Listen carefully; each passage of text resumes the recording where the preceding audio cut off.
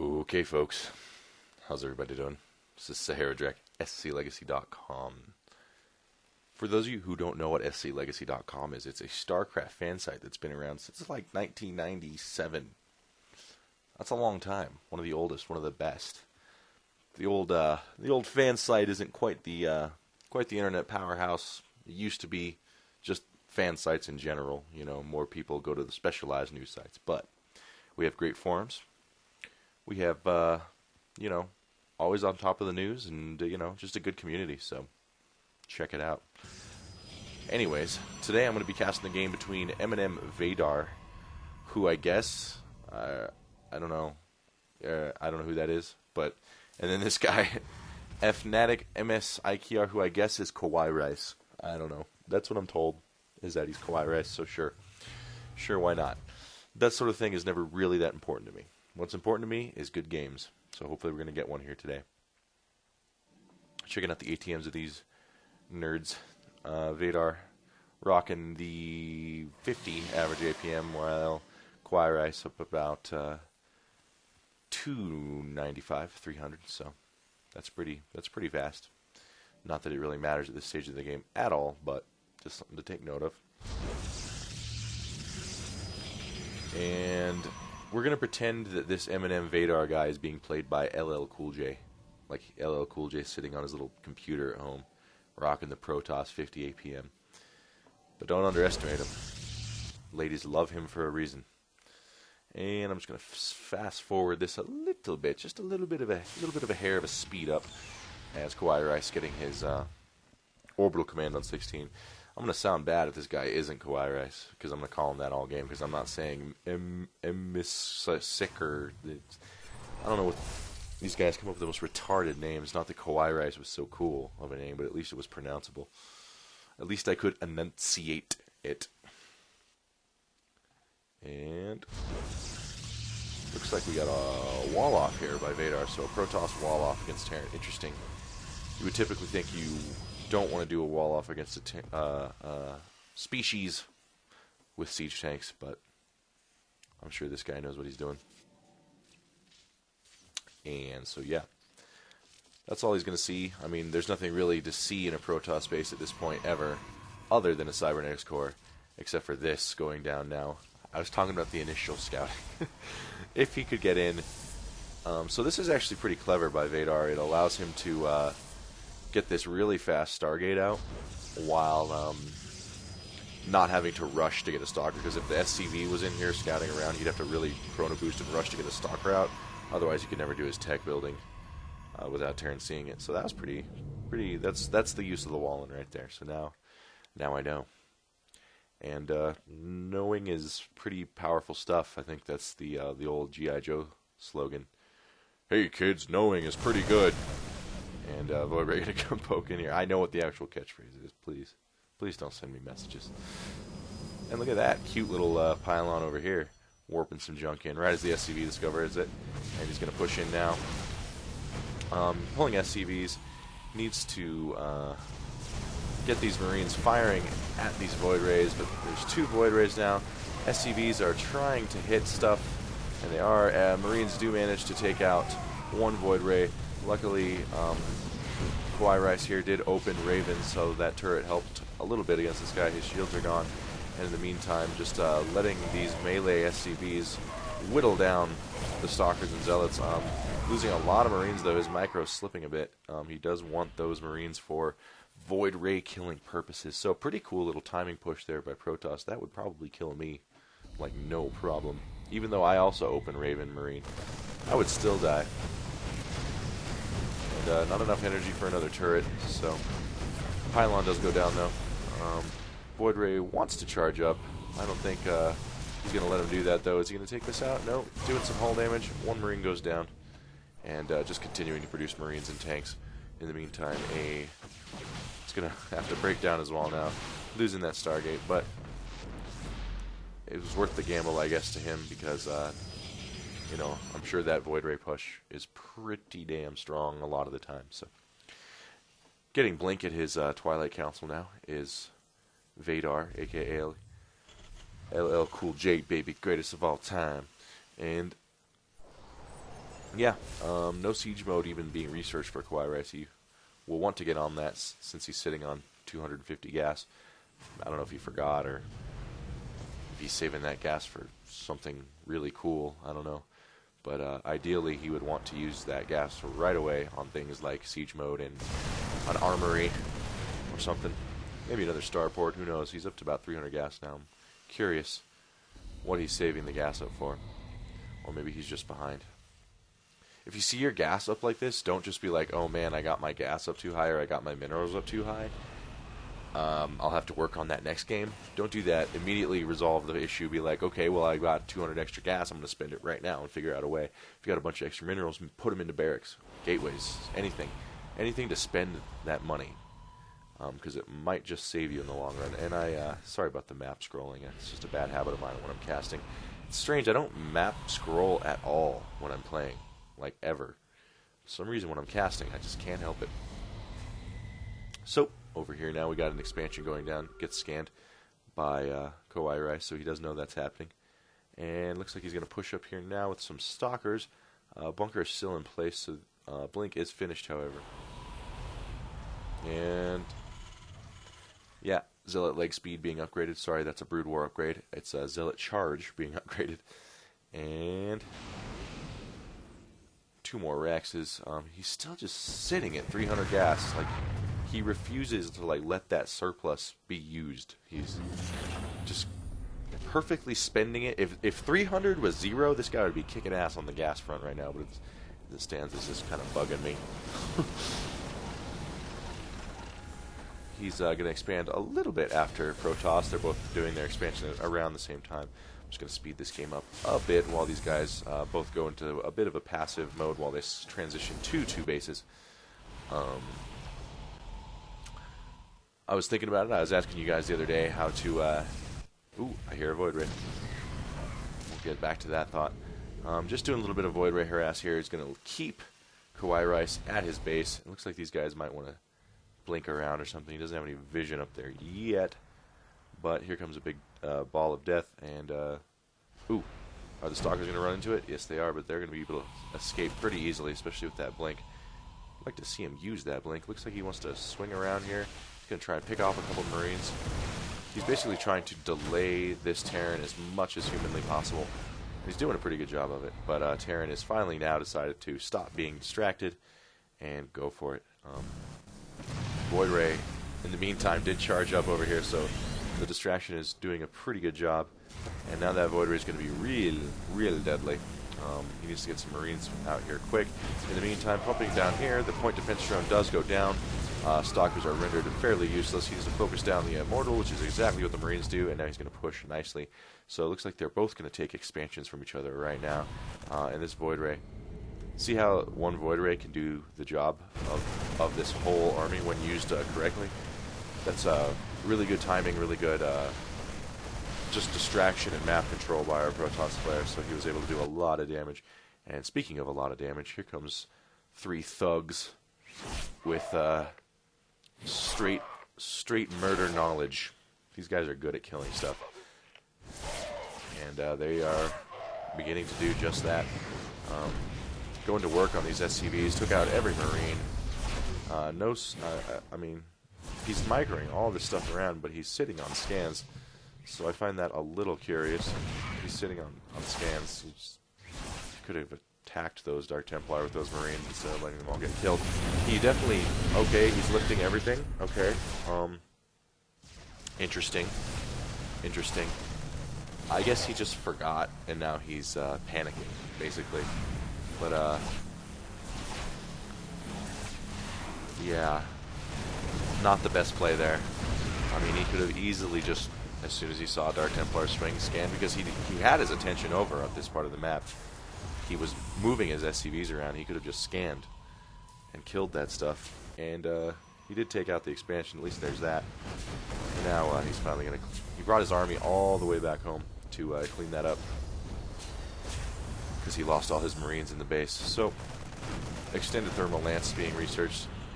And, yeah, I guess he really, like, somewhere in his brain, I guess he thought lifting every building and doing nothing with his base for like a minute and a half was somehow more cost efficient than wasting a scan, because he really just wanted to bring his Raven back and not use that energy, which he's now letting build up to about 160. So not the best play I've seen from this player. Not that I'm any better, but it is my job to point these things out. Our Terran player, I suppose Kawaii Rice, is not playing too great right now, making some bad in-game decisions, which I'm a master of, no doubt about it. Anyone who's watched my live stream knows I fuck the poodle on a regular occasion. So, isn't that the term, the expression? Fuck the poodle? No, screw the pooch, whatever. Getting stim packs now, Vikings. His economy really got hurt, and as you can see, there's that gas buildup now really coming back to hurt him. While the Protoss has his second back up and is about to take his third. Did kill the scouting Marine there. Whoa, he really suffered. Did you see him? He was like waving his gun around while he was on fire, on his knees, screaming. Horrible violence on really tiny little men. That's what we like. That is what we like. So, here comes a DT now. Raven's right here, and he's putting a turret out just for extra defense. And wow, 2 big artillery shells right in his face, and he didn't even take body damage. Wow, that's pretty good shields on the DTs there. Colossi out, obviously. Stim just finished, and he's just making Colossi while he expands. He's really investing in this third, which is, I mean, obviously Terran's not going anywhere for at least a little while. Not a bad idea at all to expand right now, and it's a really good way to beat Terran. It's a good way I lose. I mean, my army's so immobile sometimes that you pretty much can expand. I'm not going to be able to drop or do harassment for at least a little while, so depending on how good your scouting is and your ability to assess a Terran's front, you should be able to know whether or not it's safe to expand, take a third, a fourth, etc., etc. Combat shield's almost finished, as are, well, concussive shell's just starting, and he's finishing his Ghost Academy, so while continuing to pump Vikings. So these Colossi, he's going really heavy on the Viking production. So these Colossi aren't going to be too great. Yep. Oh yeah. Fast forwarding. Right. One of the observers pinged here. He was like, look, he's got siege tanks. And all the other observers like, oh. I heard about those. I heard those were pretty cool units. And check it out here. We got a Dark Templar. This Protoss is playing really well, just being really good about countering when the Terran army moves out. So, but alas, looks like that DT is going to finally get taken out. But this he is not aware of the entry point here, so he does not be able to send a Viking over here to clean this up. Unfortunately, so Dark Templars are going to be rampaging in this dude's base this whole time. There are the High Templar with plenty of energy. And Storm, just finished. So, setting up a pretty nice little tank line here. It's going to be hard for Protoss to walk into that. So instead of walking into that, he's just going to walk right by. Not a bad plan, I'd say. So, Terran going to bring his stuff back. He needs... Very important. The fate of these High Templars is very important. There's the Vikings now. One Storm whiffs. And here comes the Ghosts. And a nice EMP goes off on those High Templar. We still have a couple with good energy, though. Point defense drone going down. Vikings making quick work of the Colossi. Good stuff happening here. He's keeping his army way back, just using the Vikings to snipe out these Colossi as the point defense drones make the Stalkers completely useless against them. So it's kind of like Terran 101, but it's doing a great job. He does manage to take out the point defense drones, though.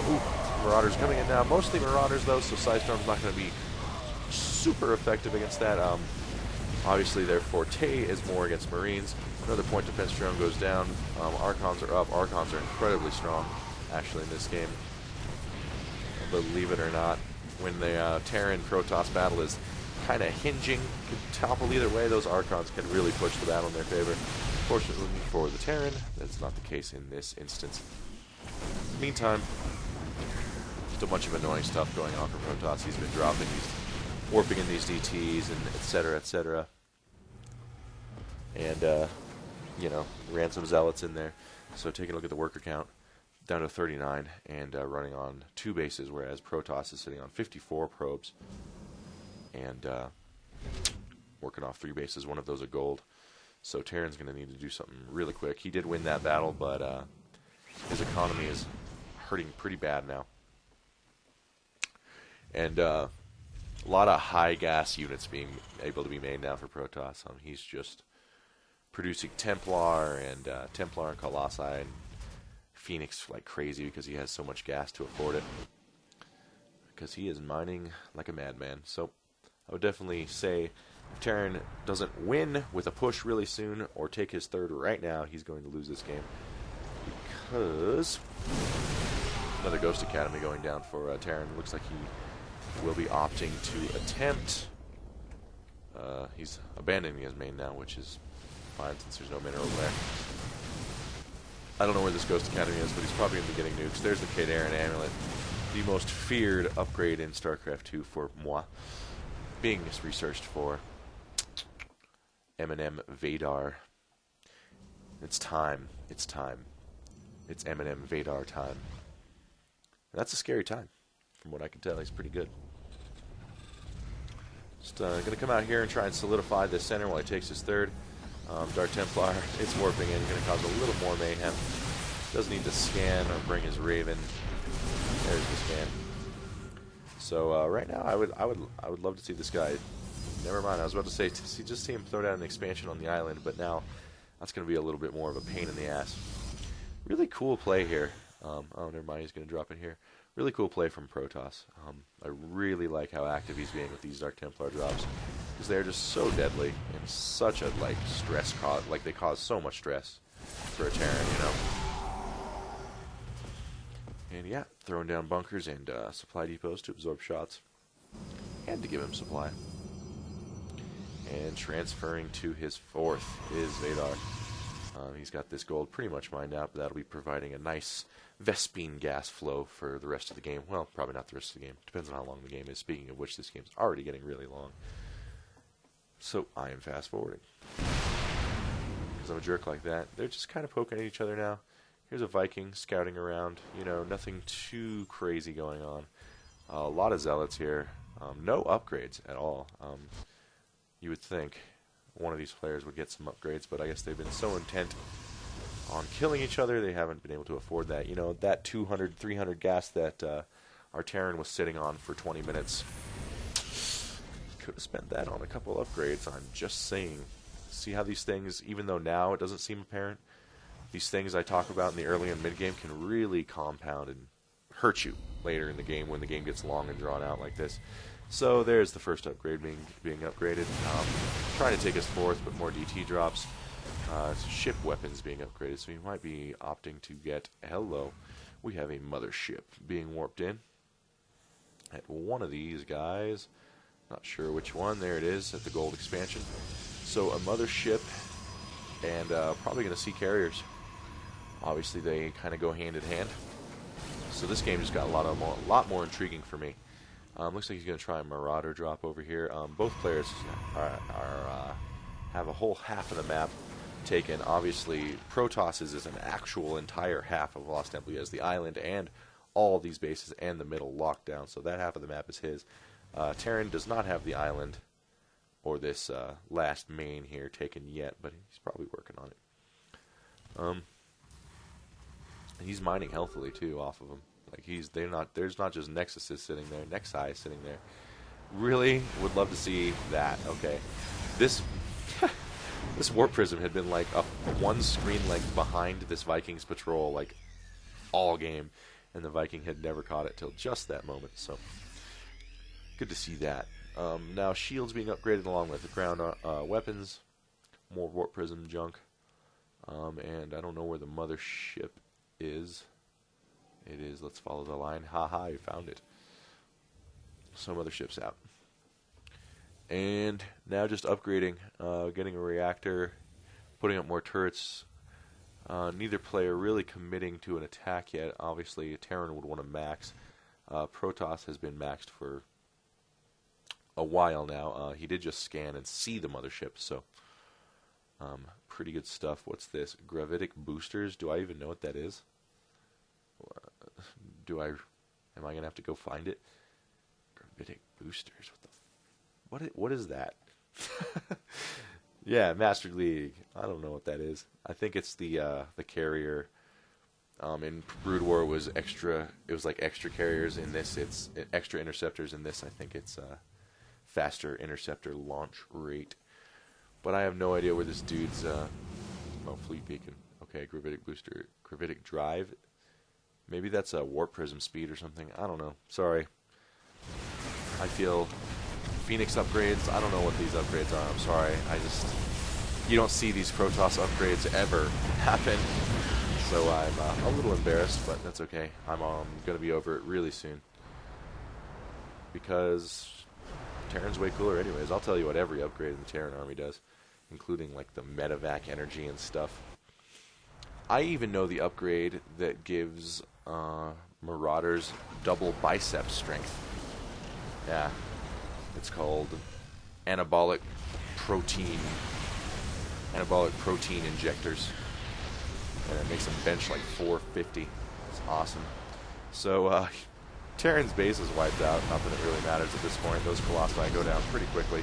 And now there's just a big bunch of zealots kind of awkwardly placed here. They're like, my liege. I don't know. They don't have lieges in the Protoss. What are they? Executor. We would really like to go home. We are not comfortable with this at all. But, alas, the Executor is deaf to their cries of assistance, so they're going to get cleaned out. Probably not without some storms going down first. 4 carriers being produced. Those are going to be done real soon. Where they rallied, we'll keep an eye there at the center of the map, just in case, because who doesn't like seeing carriers? I mean, you don't see them ever, except for when Huck plays, but this isn't even Huck. And, oh, the Executor does not ignore his homeboys. Astral Recall all up on this 5th base. That was awesome. Do you see how I was just kind of watching the Zealots for the hell of it, and they just disappeared? That was really cool. Did I say Astral Recall? I don't know what it's called. That's like a World of Warcraft spell or something. But, yeah, Terran not going to be able to take this base. Big trouble there. Marauders sniping down. But charge lots, whew, really good against Marauders. So there's the carriers now. And Super Recall, what's it called? Mass Recall. Mass Recall was a cool spell there. I think there's a lot of potential in spells like that that is yet to be tapped. The only spell in the game I think that really doesn't have potential until they buff it is Seeker Missile. I think all the other spells kind of have a use. And that Zealot or Dark Templar or High Templar yelled just like Arnold there. Did you hear that? That's pretty cool. You would think the Thor would do that. It would be cool if, like, you know, the Thor's this gigantic machine, but like if it died, you could hear the pilot screaming inside. That's how manly he is. There's one battlecruiser for our homeboy Fnatic and Miss IKR, and looks like he's about to finish 2 more. So we're gonna see a very rarely seen capital ship battle. I'm pretty pumped about that. Carriers versus battlecruisers. Unfortunately, I think we all know who wins the fight between carriers and battlecruisers. Yikes. Yamato not researched, so definitely if the Yamatos were able to go off on the carriers, it might be a different story, but looks like Yamato is not even researched. I don't know if he just forgot, because he's sitting on plenty of money. I mean, that could be a... There it is, weapon refit. So, he is working on Yamato. He's probably going to move out once he does that. He sees the carriers, and with all these Vikings, I would... with all these Vikings and Yamato cannon finishing, I would give the edge to the Viking. I'm sorry, to the Terran, the battlecruisers over the carriers. Unfortunately, if you can get those High Templar in there and feedback the battlecruisers, that will be really bad news. So there's a Colossi. You know your late game when you're scouting with Colossi. These dudes are late game. So battlecruisers are flying in now. Going to force our Protoss response. Battle cruisers are so cool looking in this game. My God, they are just so awesome. Fortunately, they're not that great, but I don't know. Maybe it's another one of those things with the untapped potential I was talking about. Yeah, man. And Protoss keeping his cool, not engaging that force yet. Homeboy is sitting on 15 carriers. 15 carriers? Holy shit! That's a lot of carriers. This dude sacrificed like everything, as you can see here. He's sacrificing probes now just to make more carriers. Of course, he still has 70 probes, but you know, he realized finally he doesn't need that many anymore. Wow. So with that extra food cap, he's now making 4 more carriers. So we're going to see like 20 carriers out of this guy. Holy crap. And there's this dude. This dude's like, I'm sick of this shit. I'm going to go kill all the Terrans by myself. And he's definitely working at it there with his 3 kills. But fortunately, Banshees live in the sky. Zealots do not. Zealots should be able to leap. Like, they should give Zealots like a heroic mega leap to make them hit air. And there we go. There is a lot of interceptors flying around the screen right now. Vikings go into town. Ooh, storms going down on the Vikings. Lots of storms, but he is able to dodge those pretty easily. His Vikings sitting on +3 damage, so that's going to help a lot. Unfortunately, the carrier is also on +3. Oh no, they're only +1. Oh no, that's the plating. Yeah, they are on +3. So Yamato goes down, but holy crap, the carriers annihilated them. Let's watch that again. Storms going down. Interceptors. Turns out carriers aren't so bad. You just need to get 20 of them. Fully upgraded. And there's the GG from Fnatic MSIKR, aka Kawaii Rice. So yeah, remember when I was like, I think the Vikings and the Yamato cannons will be okay. No, not so much. Not so much those carriers.